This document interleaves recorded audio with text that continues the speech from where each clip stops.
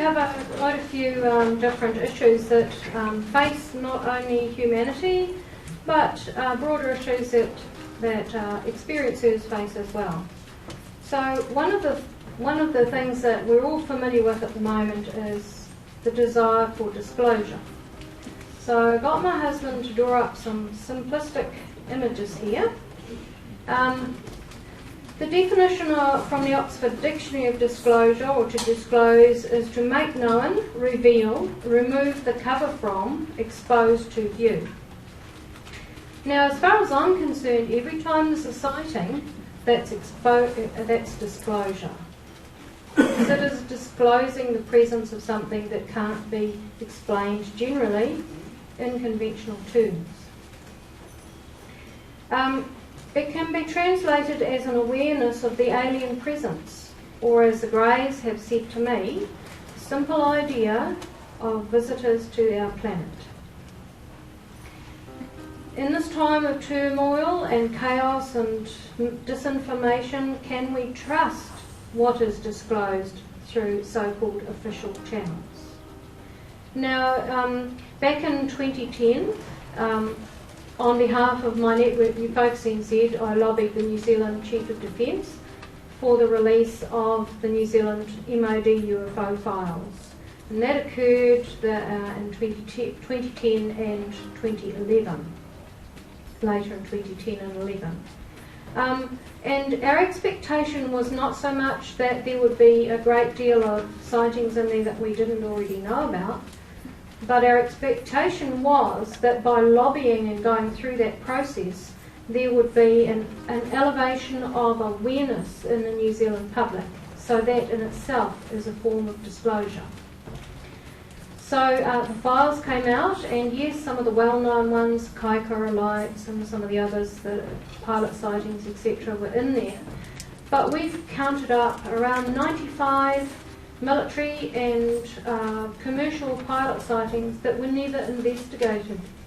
They're in the file in the form of a memo, and that's all.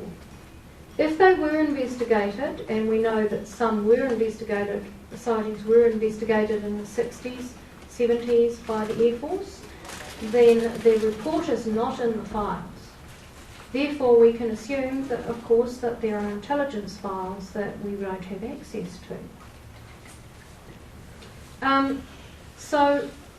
However, this was a great public relations exercise, because I think in a period of about 3 days I did 35 interviews, and it got the public talking about some of the old sightings all over again. We did a documentary with 60 Minutes, and their site had over 60,000 hits on the program on their website, which was a network record. And it really showed to the authorities and perhaps to the media the significance of the subject and the high interest of the public. So when you hear people saying that UFO sightings have decreased, and the skeptics are quite good at saying this, they've decreased. It's a non-event. Even some people in ufology are saying, oh, it's done and dusted, sightings are done and dusted. No, sightings are increasing. And the Greys have actually said to me that over time they would begin to increase the amount of times that sightings occurred, and they would begin to increase the amount of times that there was entities sighted with those sightings, so that people could not explain it away as Chinese lanterns or anything else. Now, I waited many years after they told me this for it to happen. And with my other hat on as a UFO sighting investigator, it started to happen in New Zealand. We have had some phenomenal sightings, one by a scientist, one by a group of 3 hunters, one by a guy out fishing at night, and all of them involved seeing entities as well as the craft. And this is happening worldwide. This is disclosure, but it is disclosure by the aliens. And who are we to think that we are in control of the process of familiarising ourselves with those from other realities and other planets or states of existence. We are not in control. We tend to like to think we are. But I take my hat off to the many military whistleblowers and pilots and people who've come forward. They're considered by the public to be high credibility witnesses, and I take my hat off to them for the role that they have played in the disclosure process. But at some point we have to look at other means of disclosure, and this is where I'm talking to you now as ufologists or people interested in ufology. We now, as a group worldwide, need to become a group worldwide. And we actually have to do, in all our individual groups, decide how we can best approach the public and do disclosure. And I've known Cheryl many years, and I know that this group has a long history of doing that. But there are many groups that don't have that history, that kind of dabble. And I think it's time for many groups to decide where their focus lies. Is it just going to be watching DVDs at their meetings or whatever? Or how can they become active and proactive in this whole process of disclosure? And then again, if we look at experiencers are a part of the disclosure. What they say and what they talk about publicly and the experiences that they bring to the fore are another factor, another part of this process of disclosure that is designed to lead us to a greater understanding of our place in the universe, our place in the world. So we can look at disclosure and we can try to shortcut it and make it a fanfare and make it, sensationalise it. But what we end up with is getting the public from one side of understanding to the other. So if you can look at the drawing there, the far cliff is one side of understanding where many of the public are. And then there's this great chasm that they have to cross in their understanding and in their knowledge. And if you put a temporary thing across like a rope that the public has to haul themselves across, it's fragile, it's temporary, and it's dangerous. To get them to that other side where they have a greater understanding. But if we become more focused, more proactive, we plan, we execute how we're going to reach the public and in what way we're going to reach the public, then we build a bridge, a strong, firm foundation to disclosure and understanding that people can easily cross. All kinds of people can easily cross across a bridge. So the point I'm making here is that disclosure has many facets, and we have probably been focusing on a too small a range of that. And we have to come to the understanding that the public in general is averagely informed about the subject, but there are millions of people who've never thought about it. And if we are going to evolve and progress as a civilization, we need to have an elevation in spirituality on the planet, because our technology is advancing at an astronomical rate and has been for some time now. And given 10 years' time, it'll be way different from what it is at this very day. And we don't always use our technology wisely, carefully, compassionately. Often our technology on the planet is based on money and power. And we need to assess that, because if we are going to foray out into space with probes here and probes there and the idea of setting up life on Mars, are we going to take all of our warlike and chaotic tendencies with us? Or are we, as a group who have some understanding of the alien presence, going to work towards raising public awareness in the best possible way?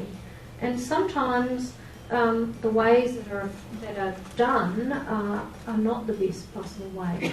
Sensationalisation. Sometimes the media, not all the media, there's some very good media out there, but sometimes it's sensationalised, it's used to up ratings, and if that's the case, we don't go back to that media.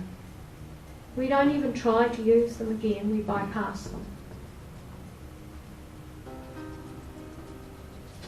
Now, Kim Carlsberg is a US experiencer who wrote a book called Beyond My Wildest Dreams, Diary of a UFO Abductee, and this came out quite a long time ago when I was still floundering through my own experiences. And she has talked about some of the issues that I'm quite strong about. And she says, perhaps people of contact have indeed inherited knowledge of great importance that can only be extracted at precisely the right timing. Given all the variables of a changing world, the determination of that timing may need to be realised instinctively rather than by a designated date. Now what she's saying is that very often experiencers have a feeling of a sense of timing, of when some information can be released and when is the wrong time to do it. Because if we release something at the wrong time, it falls on deaf ears because people aren't ready for it. So we need to be constantly assessing how we're reaching the public, in what way we're reaching the public, and engaging public reaction, always gauging public reaction. Now, I've had some problems over the years with experiencers who haven't understood that and have said to me, oh, you've got to get your information out there.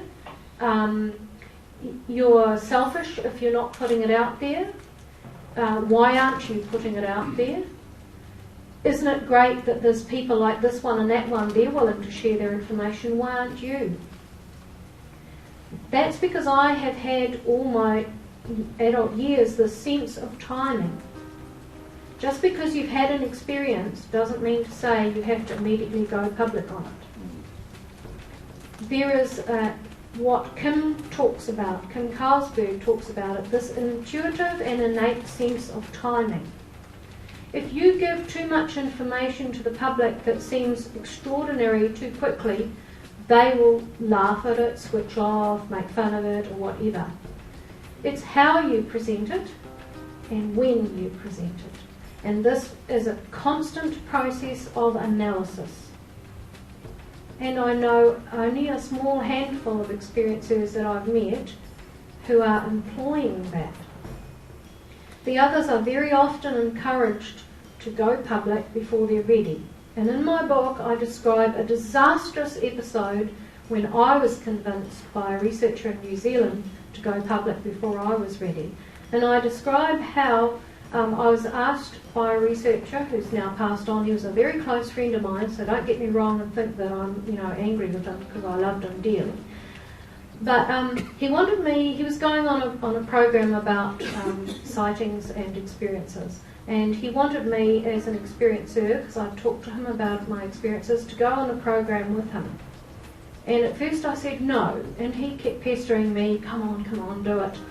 And in the end he was saying, well, it's going to help a lot of people if people hear you saying this, but I didn't feel ready. But in the end I had a sense of obligation. He'd been very good to me, and so I agreed to do it against my intuition and better judgment.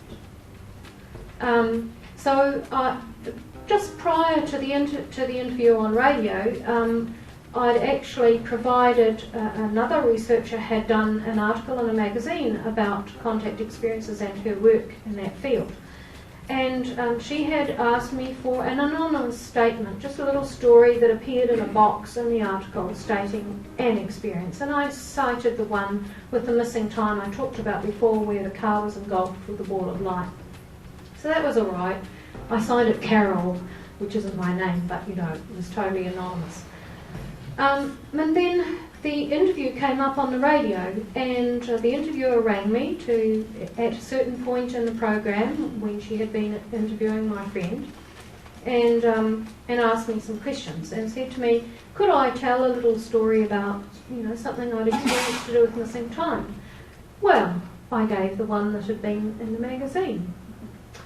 And she proceeded to harangue me. I was a time waster, and what the hell did I think I was doing? And she clicked me off. Now, I didn't know why, because where I lived at the time, I could not get the signal of the radio station, so I didn't know what anyone was saying, I didn't know what had happened. I just knew the format of the program, and later on my friend rang me and said, someone rang in on the talkback before you and claimed that that experience you wrote about in the magazine was theirs. So then I come on air and I give my little experience, and I'm the hoaxer. So I was cut off. That had a really devastating effect on me. But it made me realise that I actually was not ready to go public anyway. And it was some years before I did an interview after that. And I felt I had to gain confidence. I had to investigate my experiences more, understand them and assimilate them. And so that experience has taught me, as a researcher and a person who works with experiencers and abductees in New Zealand, never to push a person to divulge something before they're ready, never push them to go public, and maintain absolute confidentiality. That's the other one I've come up against as well that's been a problem. So people have to be able to trust you and know that when they speak to you, it will not go any further without their permission. And this is all part of disclosure, leading it to the right point, making those sure and firm and definite, careful steps. And it's not, disclosure is not something that is going to happen overnight. It's a process. It's a process that has to unfold and evolve in every single one of us. It cannot be lumped together. And Sherry Wilde, who's written a book called The Forgotten Promise, Rejoining Our Cosmic Family, is a US experiencer. And she has stated in a speech synopsis, the alien abduction topic is one filled with lots of speculation and conjecture by the UFO investigators or researchers. Most of the analysis is being done by those who have never even had a contact experience themselves and can only form opinions based on what they hear and observe from the actual participant. Now, nobody is saying that researchers have not played a brilliant role, because they have. They have, in effect, for many years, been a bridge between the public and experiencers in the contact field. But I think that we have got to a point now, and this is what I'm talking about, waking the sleepers.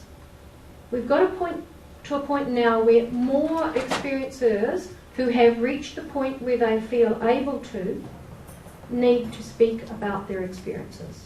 Not before they're ready, but if they're ready and they're able to discuss it publicly, even in a group meeting forum, that's a good thing, and I'll tell you why. Because in my experiences on board craft, the Greys have told me that many experiencers have been trained to impart information in a particular way, in an energetic way, in an emotional way, or whatever. But it is a manner in which people may be awakened and triggered. Now, I'm not saying that researchers can't do that too if they play a video of someone or whatever. But I think that in the future, the public is going to want to hear about these things when we come to a time of examination of these topics, real examination worldwide and publicly. They're going to want to hear it from the horse's mouth. And I think that what she says is quite correct. I have spoken at conferences in the States, and experiencers are the afterthought on many of the conference schedules, not all, but many of the conference schedules, they are the afterthought, and the researchers are the keynote speakers. And very often they're simply relaying our experiences.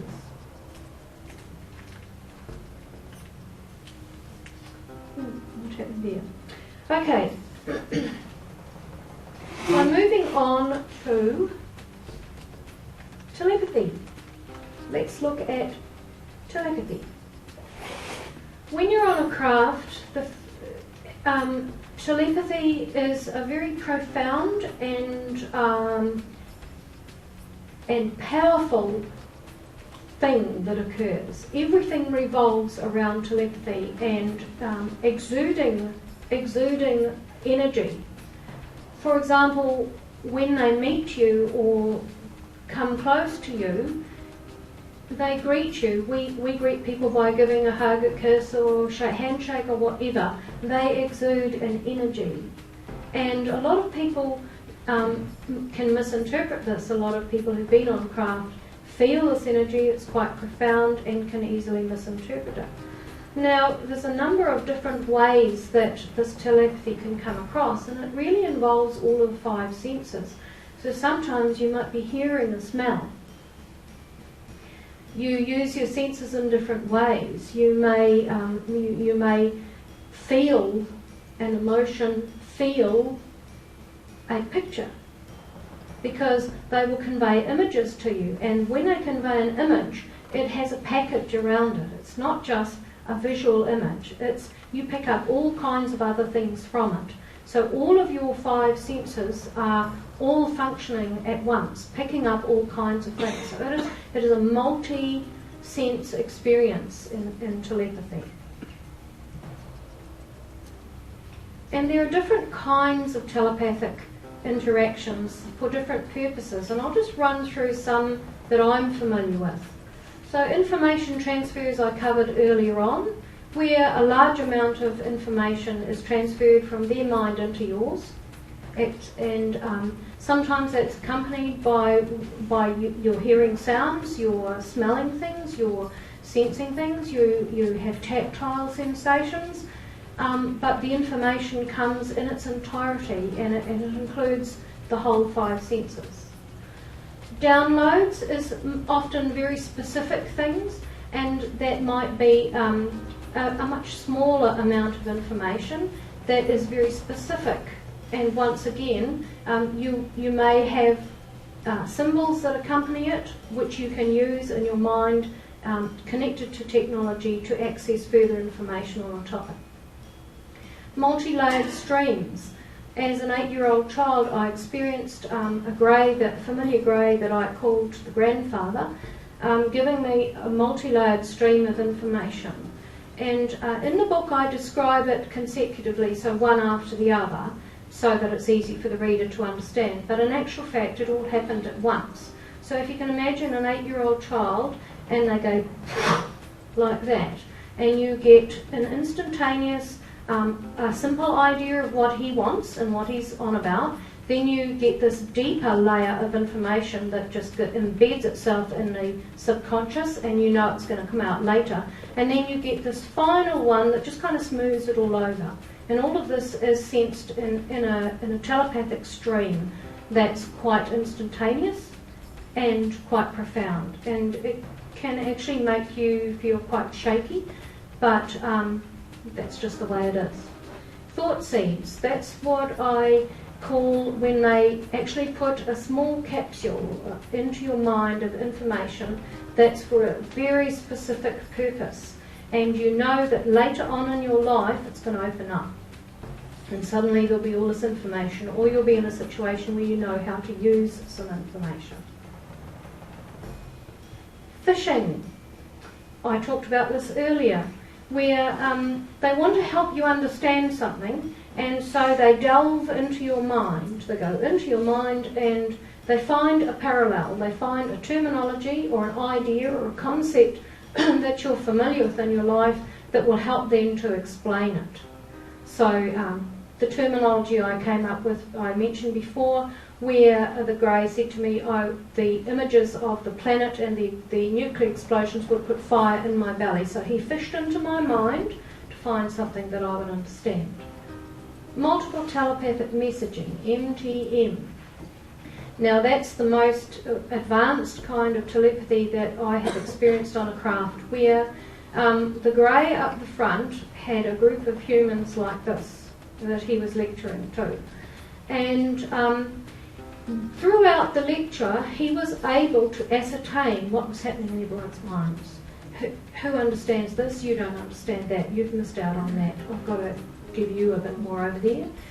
And as a teacher myself, I can see that happening in a class of kids too. You know, you get the glazed look come over the face. Oh yeah, see that one afterwards. But this was on a much more advanced level. And then the multiple telepathic messaging was that at the end of the session, he just went like that from his mind. And every single person in the room got in their mind what they'd missed out on. An explanation of what they had misunderstood, a correction of a misperception. So that's multiple messaging. Sieving, what I call sieving, is they're working with you on something and you don't seem to understand something and they want to make you understand quickly because they want to move on. And this is usually done with an individual, not a group, but they just force feed a great deal of information very quickly into the mind on one simple thing. Straight in it goes, and you're registering it all until you get to the point where you can't register anymore, and it's just going straight into the subconscious after that. And they'll say to you, okay, you understand enough now, don't you? And you go, yes. And you understand sufficient from what they've put in your mind to be able to continue with what you're doing. So you don't have to know the full data, but you need to know, they want you to know this much, and if you don't, they just force feed it like that. And I call it sieving, because everything that is caught in the sieve is what you remember, and what goes through the bottom goes into the subconscious. Exclusion I've also mentioned, where they can hold you at bay. They can hold a group of people at bay. So they can talk to this group of ladies here, but this whole half won't hear it telepathically. Now, when we communicate, we can communicate to one person or many, and you hear the voice. And unless you have a hearing problem or you're deaf, you will hear the voice, whether you want to or not. But in telepathy, they can exclude if they need to. And one example of this was I was on a craft underground in a tunnel-like facility, and they were talking to a group of us about disclosure and how it needed to be a long and slow and sure process with humanity. And at the end of the lecture, talking about disclosure and how the human mind functions and how we assess situations that might be threatening to our civilization, how we examine them and how we fear them. During the speech, when the speech was finished, then some of the humans immediately were saying telepathically, why can't it happen now? We want it to happen now. Why can't it happen now? We want it to happen now. And immediately, boom, they were excluded from the rest of the lecture because they had simply shown to the greys that they did not understand why the process needed to be slow and thorough and sure with humanity. And so they were excluded, and these ones were talked to. These ones did not know that at lightning speed these ones were being talked to. They were just sitting there, unaware. So this exclusion happens, and I described it before too, where that entity I call Blue Eyes, the one by the light elevator, was able to hold me at bay and let me know that it's not my place to speak at that moment. So now we're going to look at where is it here? Chapter 11 in my book in 1962, when I was 8, meeting the soul of my future son. So just going back to that picture, I used to find myself in a playroom with a whole lot of kids, and we would interact with different species and do all kinds of activities. And on one occasion I was drawn out of that group and asked if I'd like to meet a friend, a new friend. So the grey gave me that multiple stream of information about meeting this friend, and explained to me in one level of the multiple stream that that this friend would one day be my son.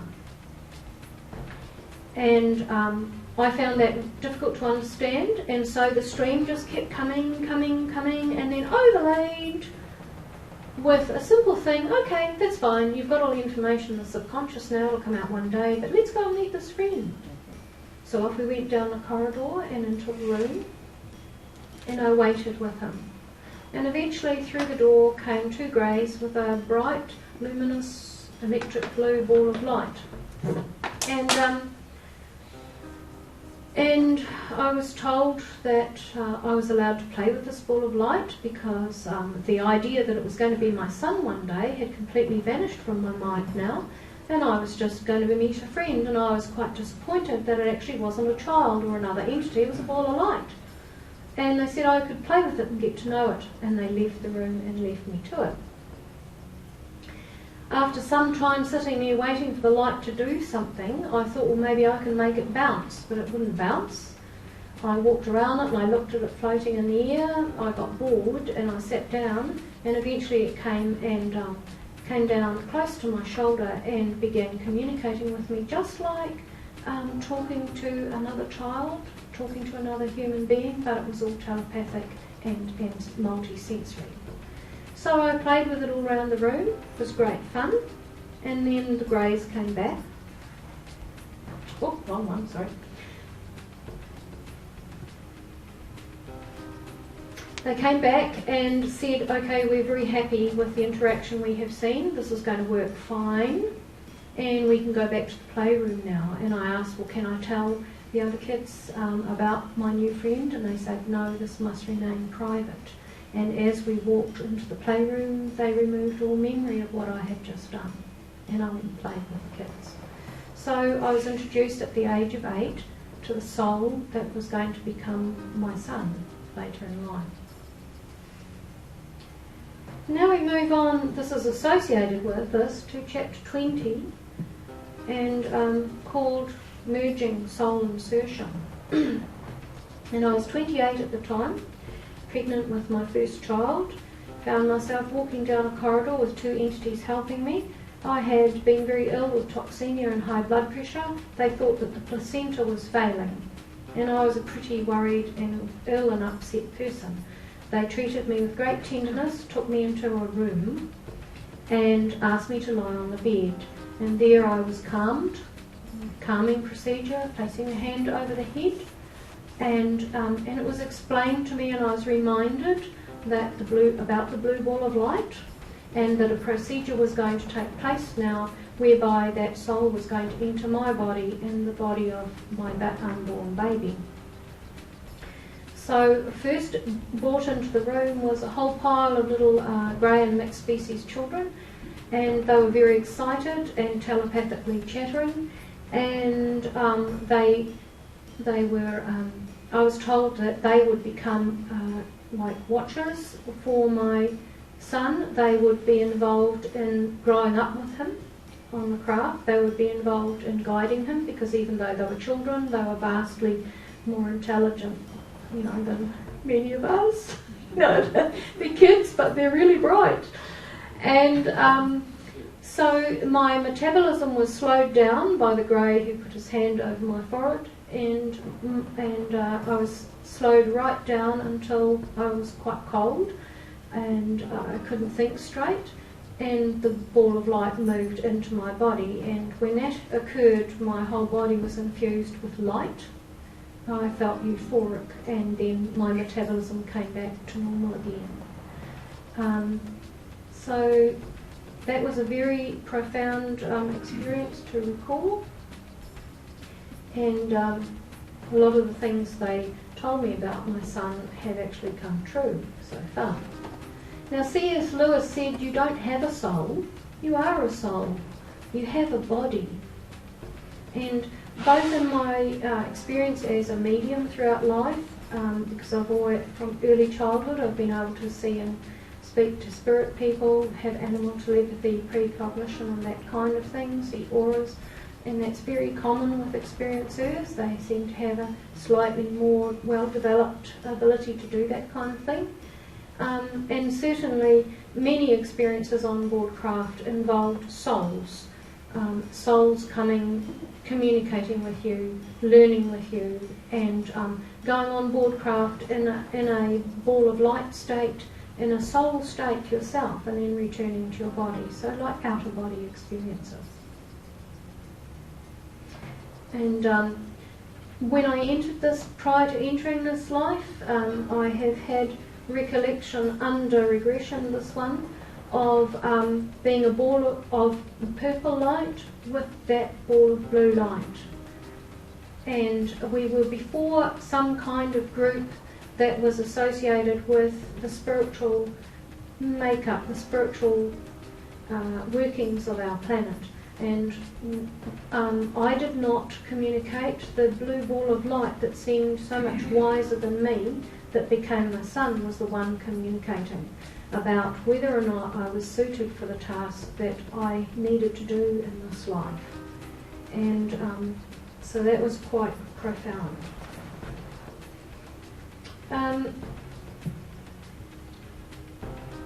So this leads me on, I've got to watch the time now, but leads me on to the dual soul aspect of my book. And the dual soul aspect is that blue ball of light and I,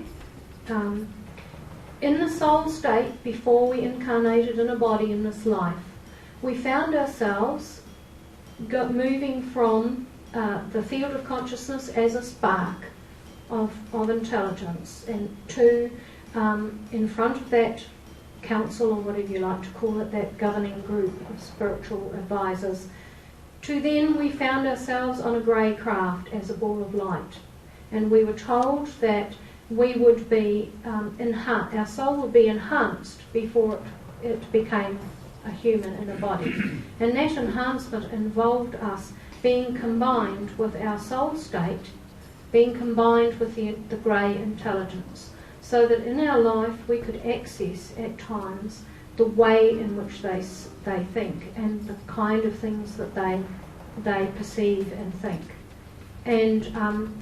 And I was told that there's millions of people worldwide who have this, what I call a dual soul status or a dual identity.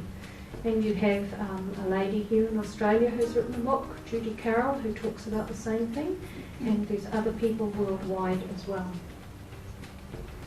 And I describe in my book as a 14-year-old girl, although that's a male that my husband's done there, as an example, but rising out of my human body, and a group of greys coming into the room and saying, "Get up," and feeling a moment of confusion because I wasn't sure which mind I was thinking from, and then realising that I was leaving my human 14-year-old body behind, and I was rising out of the body in a grey form, and the other greys had already transformed into balls of light.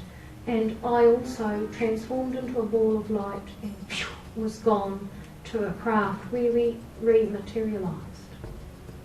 And there's a lot of experiencers who talk about this, stepping out of the human body on a craft and becoming a grey.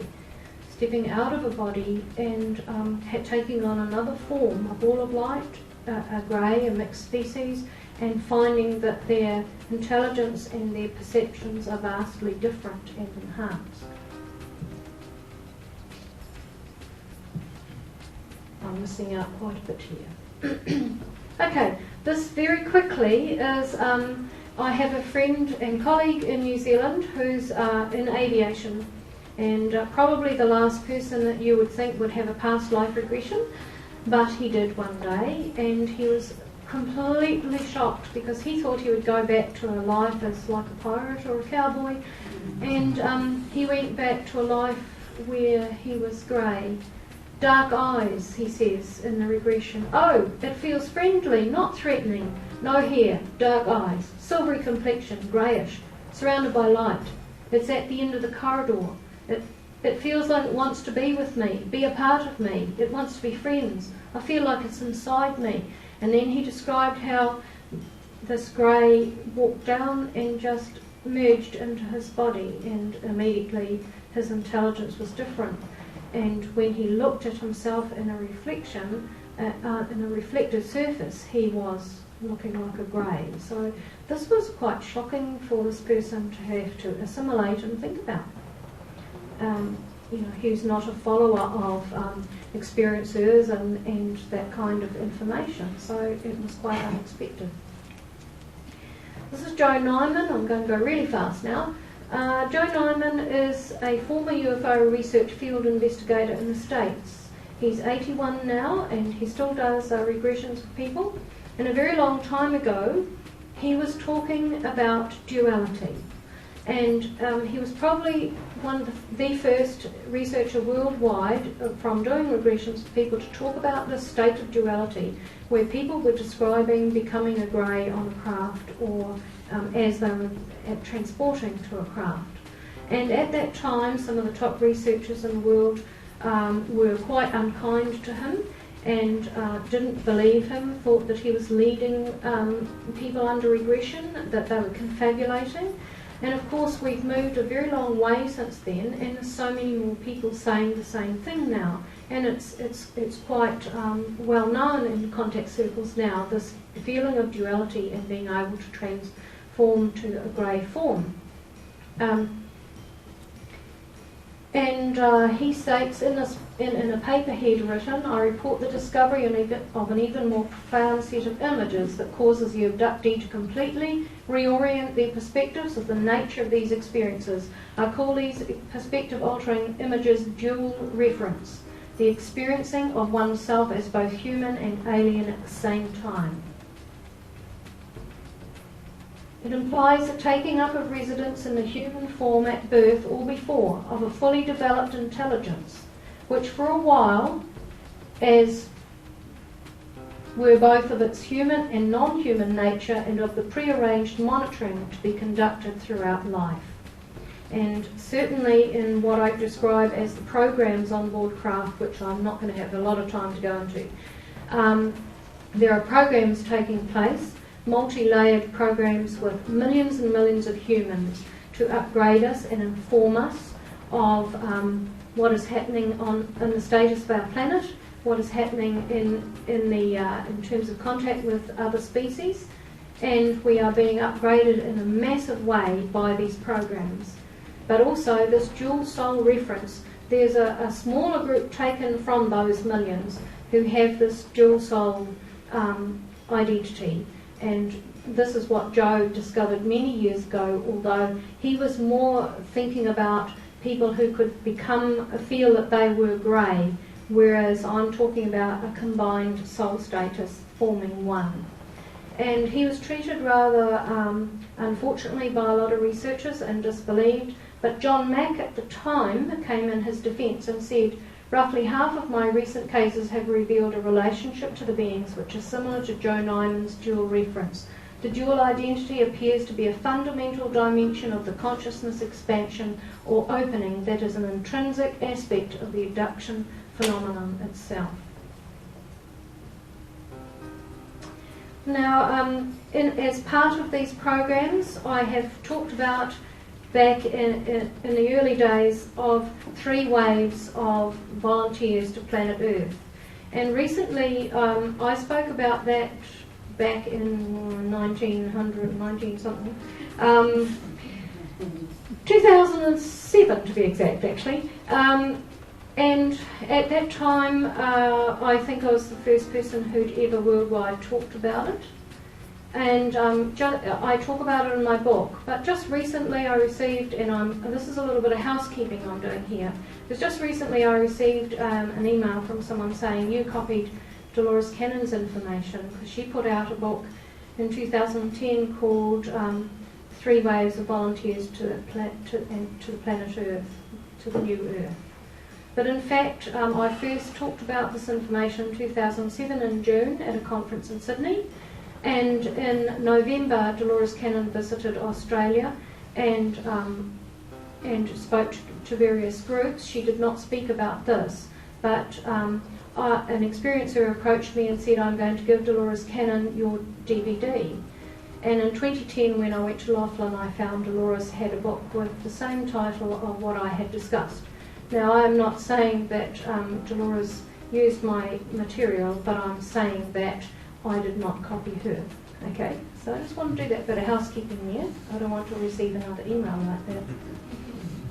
So the 3 waves of volunteers, just quickly, the first wave is humans who incarnated as far back as the turn of the century, 20th century, and they are coming right through today, and all of these waves of incarnations overlap with each other and merge with each other. And I have gone into great detail about this in a book, and I've broken it into innovators and enlighteners. And the enlighteners is where what we call the star kids sit. So they've incarnated to bring new abilities, telepathic, psychic abilities that kind of wakes people up and makes people think twice about some of the experiences they've had themselves. Second wave is the one I'm in, the pioneers and the communicators. There's that word again. And the pioneers are the ones who started around the 70s and 80s talking about their experiences and suffered very badly from the media at the time, but nevertheless were the real ones who started the whole idea of this contact stuff. And the communicators are the ones around my age who are now coming to the fore and speaking about it and have a significant role to play. That is the biggest group who've incarnated to help upgrade the planet. This is the second wave. Third wave, the implementers and the fourth intellect. If you want to know what they mean, you've got to read the book, because I haven't got time now. But the implementers, they're called the implementers by the Greys because these are the children of many experiencers, abductees, who have been tested and assessed throughout their life and their education on the craft.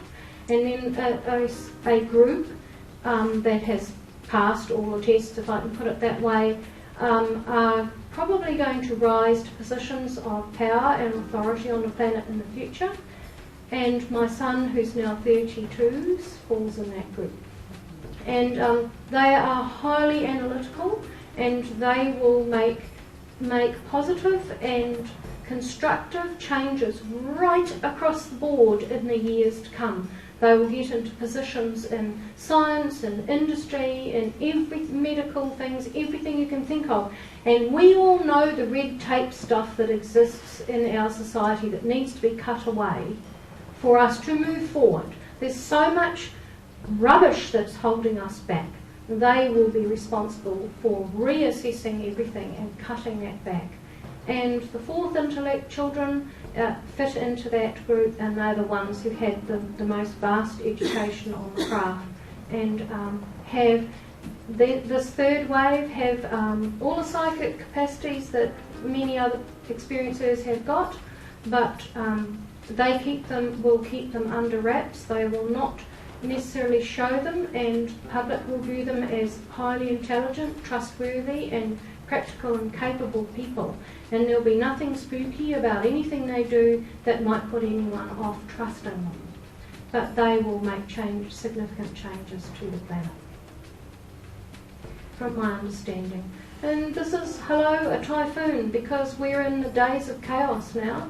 We've got political, religious, societal chaos, wars happening all over the place, uncertainty, insecurity, jobs being lost, financial crises, etc. And on top of all of that, we're coping with dramatic weather changes and dramatic severe weather that you and us in New Zealand have experienced in recent years. It's been profound in Japan, earthquakes, Chile, all over the place. And this is what we must become prepared for. And part of that preparation is elevating our spiritual understanding and how we treat each other. Who wants to face that?